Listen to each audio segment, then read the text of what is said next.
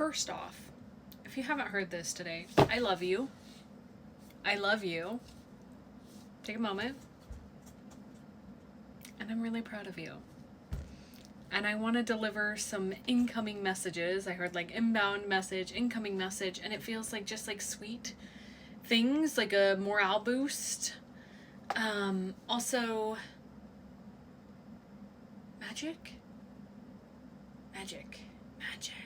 Okay, I don't know why I did that. Anyways, if you haven't met me, I'm Izzy. I go by 8th House Mercury here, and on my other account, I go by Astremia, where I do evolutionary astrology. Now, the best way you guys can support me, if you feel called to, is subscribing to my newsletter. It's called Letters from the 8th House. It's where I talk about the upcoming astrological forecast for the week ahead. It's totally free, and it hits your inbox every Monday. Just a little love letter. I'm about to sit and write about the upcoming Aries new moon. I already have a video on it if you want to watch that. This is about like career stuff. I feel like maybe you've been working really hard. Oh, I didn't notice. This has the little like amoeba little angel looking little creature thingies in the ocean. It feels like you've been working really hard on something. I'm getting that like Capricorn like dedicated to the goal. The Capricorn new moon that we had back in January feels significant. When was that? That was January. It's somewhere. Maybe that was in December. I don't know. Anyways, let's focus. Sorry. Focus. Let's go. Okay, yeah. This is confirmation with this fixed energy. Okay, so I feel like we were just getting context. I'm gonna roll my astro dice. Sorry, they're right next to your little face. Okay. Mercury in the 11th house in Pisces. Okay, I knew like some I heard like divine intervention. The pace that you've been moving has been divine. The process, and let me preface, when I'm filming this right now on April 14th, Mercury's at the final degrees of Pisces, and in literally 3 hours, Mercury is going to be moving into Aries. So I feel like this is kind of encapsulating the energy of this moment and like delivering it when it needs to hit you. Okay, this feels very interesting. And the poet's at the bottom. Divine inspiration, divine intervention, divine...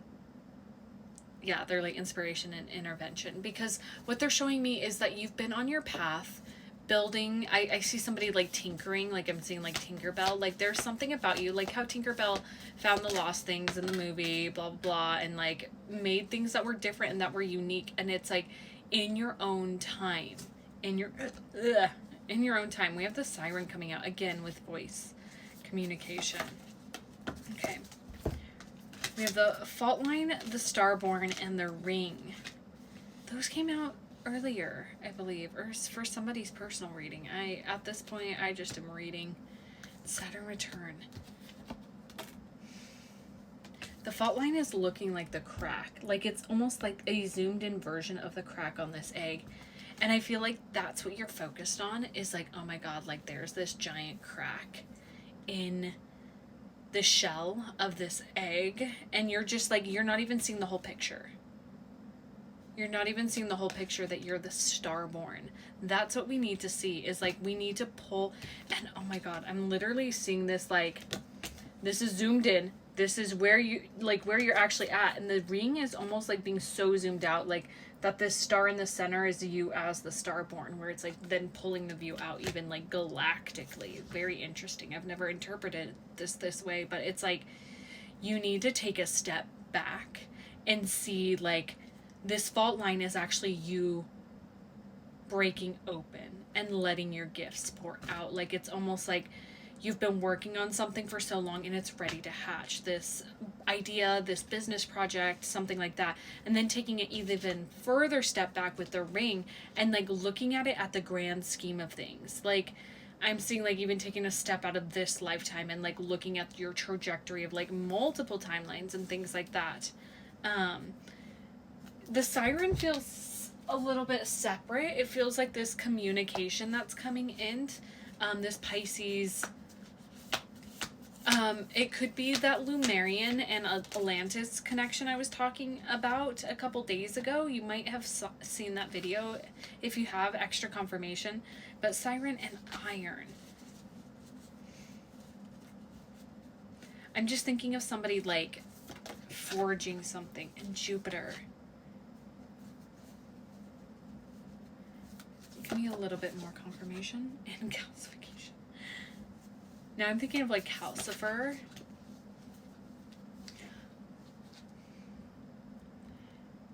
There's some unique magic that is coming in to your life, right? I spoke about this. I spoke about the like experience of divine timing, divine intervention. Like, I'm thinking of Sophie in Howl's Moving Castle, if you're unfamiliar, like where it was all a part of the plan for the witch to cast the curse on her and for her to become old, right? And along the way, she met different people and beings that helped her, that saw her as she truly was, even though she was perceiving herself as this old lady. I feel like I heard like guests entering your life, like cosmic guests are entering your life to like help you forge this new like expansion pack, expanding. I'm like, I want to know if this is like an actual person or if this is like guides. Lunar eclipse. Okay, that to me feels more cosmic, a little bit more. I was gonna say if an asteroid came out or the void of course moon. Yeah, so we have Black Moon Lilith and 2. This feels like Lilith 1000%, Hecate. Like there's some feminine mother archetypes coming through to help usher you into this new experience. And it might come through people, like how people can channel, like I'm channeling for you here. It might come through other people, especially with this Mercury and Pisces in the 11th house, like your community space, the people you network with, online scrolling. Virgo, Persephone energy coming through as well. And so what I want to say to you here to like kind of connect all the dots that have been coming through is you are moving through a moment where you are taking a step back to see the growth so you can actually watch the process of yourself give birth to something entirely new, your new identity. This Aries new moon is very significant. By the way, I'm hosting a circle. If you want to join, there's limited spots. Okay, one card just fell. What we got here? I fucking knew it. My intuitive ass. I knew it was going to be this card. Conjunction. Because I was feeling, I'm like,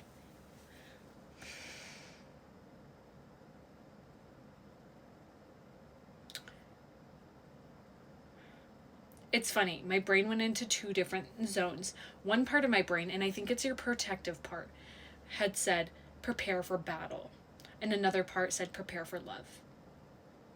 That's what I feel like this archetype is helping you, this feminine, dark feminine archetype, Hecate, Persephone, Lilith, Kali, is helping you sit with. Like, you've been focused so deeply on building a life that you deeply desire for yourself. And it is you following your dreams, following your desires, and your desires are helping like other people and like being a mystical, magical being out in the world. And